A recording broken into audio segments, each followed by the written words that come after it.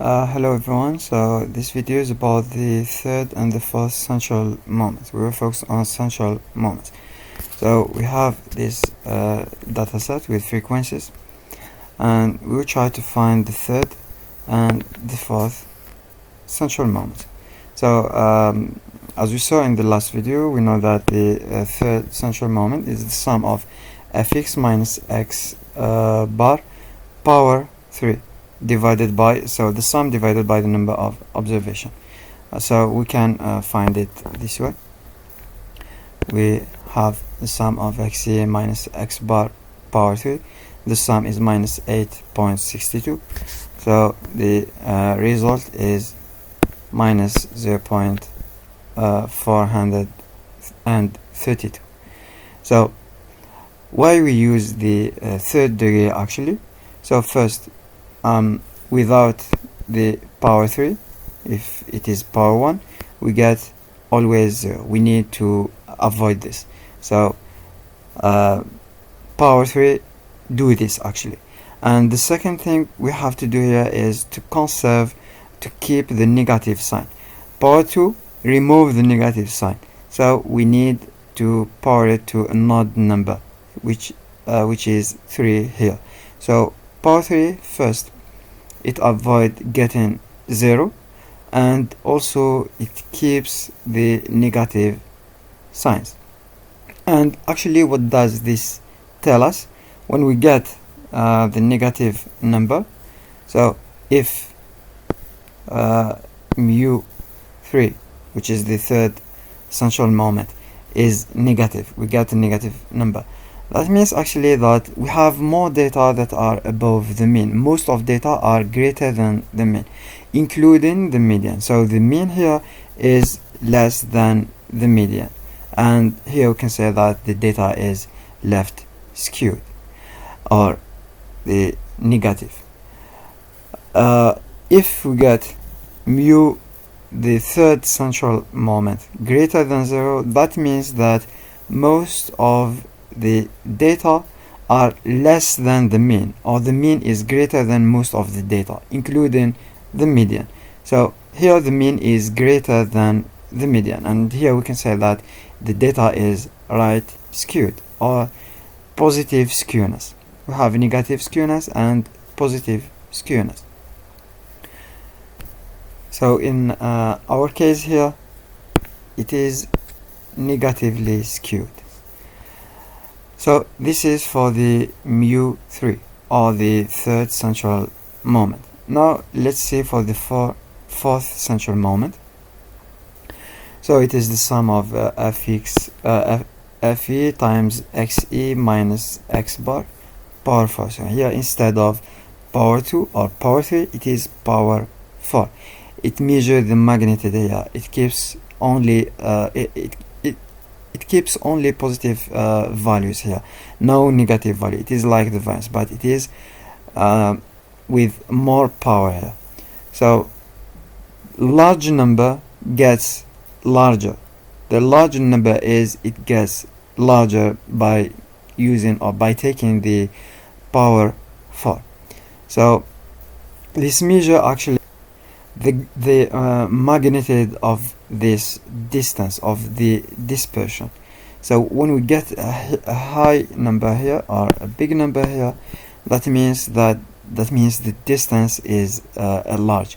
When we get a small number, that means the distance between the data points and the mean is small, which means the dispersion here is small as well.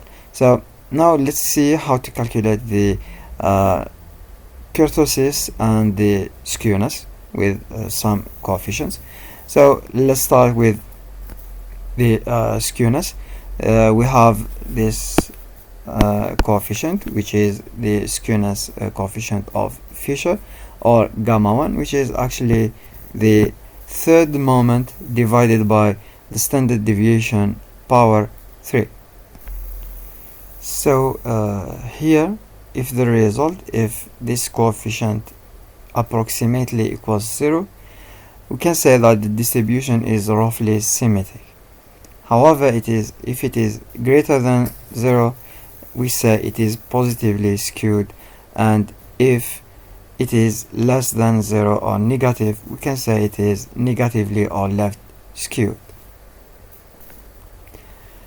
Another coefficient of skewness is the Pearson coefficient. So for the Pearson, we have two different coefficients actually. We have the skewness coefficient based on the mode, which is measured by dividing the distance between the mean and the mode by the standard deviation. So it is the mean minus the mode divided by standard deviation. And we have the second Pearson's coefficient of skewness based on the median, which is 3 times the distance between the mean and the median, and we divide it by standard deviation. So we get a relative skewness coefficient. And the fourth one, which is Pauli, you may find it in other sources, Yule. So the Pauli skewness of B here, B, skewness B, is actually the distance between Q3 and Q2, which is the median, minus the distance from Q2, which is the median, and Q1. Then we got this formula, which is Q3 plus Q1 minus 2Q2 divided by Q3 minus Q1. So those are the coefficient of skewness. And here for our example, we can calculate all those skewness coefficient. So we have those result. The first row moment, which is the mean, is 2.9. The second central moment, which is the variance, and sorry for this, and the third moment we found it minus 0.432, and finally the fourth we found 1.87. Now let's calculate the different skewness coefficient. So for the Fisher coefficient, it is, we said, mu3 divided by standard deviation power 3. Standard deviation is the square root of the variance, and we found 0.94. So it is minus the mu3, we found it minus, so it is minus, divided by standard deviation power 3. We got this. This is skewness of Fisher. Now it is minus, actually, I'm sorry, also here. So it is minus 0.51. It is negative. And the Pearson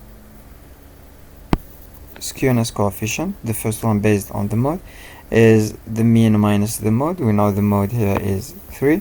So 2.9 minus 3, we got minus 0.1 when we divide it by 0.94, which is standard deviation. For the second one based on the median, we got minus 0.32.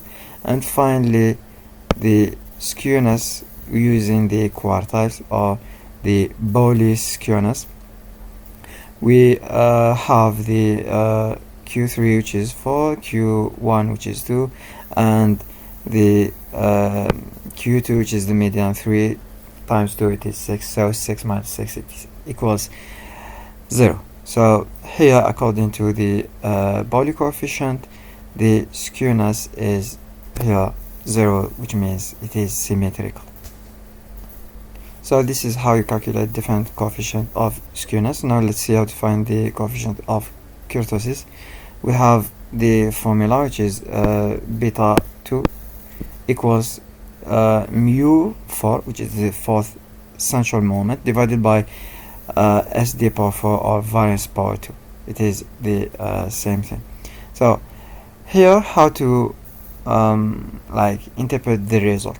If you get value beta 2 greater than 3, here that means you have more data, more dispersion, more data far from the mean, and vice versa. If you get something less than 3, it means that most of data are close to the mean, because actually beta 2 equals 3 is the normal distribution, or what we call mesocortic. So here for our example, beta 2 equals mu 4 divided by 0.94 power 4. We get 2.365, which is less than 3. So in this case we can say it is platykurtic. Okay, actually we have another coefficient, which is gamma 2. Gamma 2 equals beta 2 minus 3. Why we do this? So that instead of comparing the result to 3, we can compare to 0. So if you prefer to use beta 2, you compare your result to 3. But if you use the gamma 2, you compare your result with 0. So if you get a negative gamma 2, that means it is platykurtic. If it is above 0 or positive, it means leptokurtic. And this is how you find the kurtosis. We will finish this video with some graphics to illustrate different distribution. So this one and this one is for skewness, and this one is for kurtosis. So here, when we have the mean is greater than the median, we get the mean somewhere here. So the distribution here is right skewed. It is right skewed because you have some outliers to the right side. And here, if we have it is positive, actually the right are positive. And in this graphics, as you can see, the mean is smaller than is less than the median and the mode. So the mean is somewhere here because we have some outliers, and we have here we call it left skewed distribution or negatively skewed distribution because of some outliers here, negative outliers compared to the mean, smaller than the mean. Here for the kurtosis, we have the normal distribution, which is this one with discontinuous line. This is the normal, and this one is the platykurtic. When this happen, actually, when beta 2 equals 3, it is normal, it is meso. But when beta 2 is less than 3, so we get this shape, the second shape, which is platykurtic. And for the second here, for the second graphic here, we have, if we have beta equals 3, we get this. And if we have beta greater than 3, it will be this, which is actually leptokurtic. And that's it for skewness and kurtosis. Thank you for watching, and good luck.